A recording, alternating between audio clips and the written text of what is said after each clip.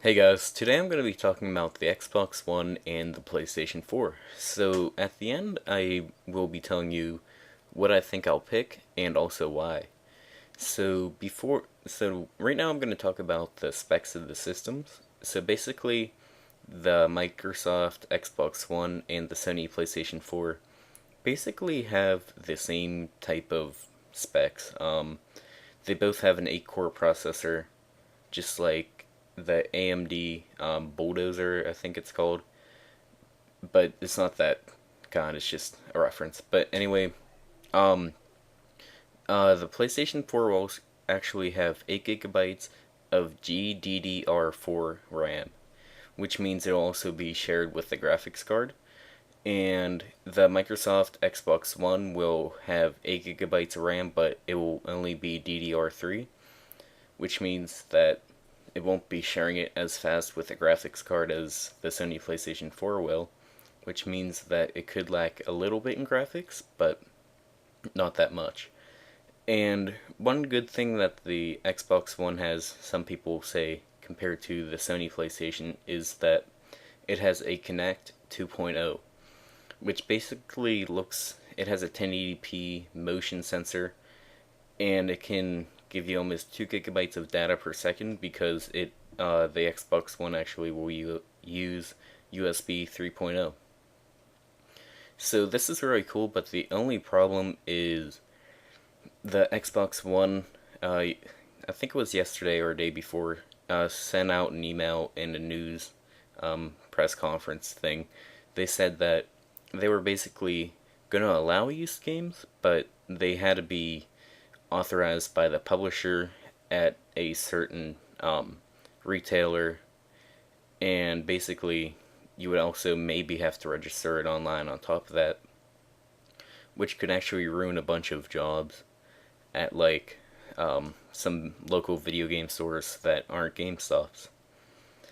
And also, another problem was Xbox released that they were going to make you log in every 12 hours to their servers, even if you were going to do single player, which basically means if you are going to have a Xbox One, you will need to have a gold membership or whatever kind of membership they're going to have.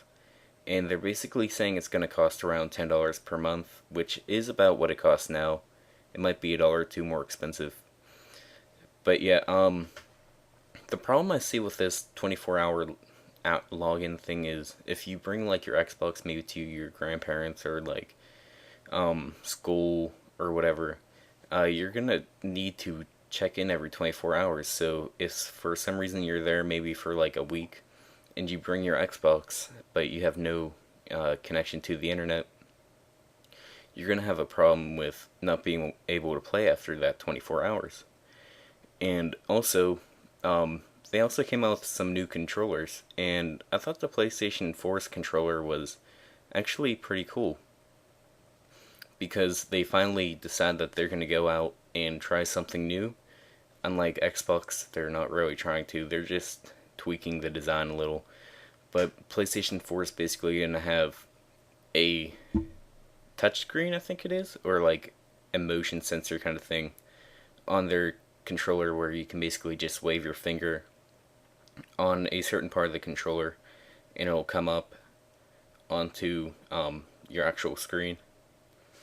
And truthfully, this is what I think I'm gonna end up doing is number one, I'll come down to what my friends will get.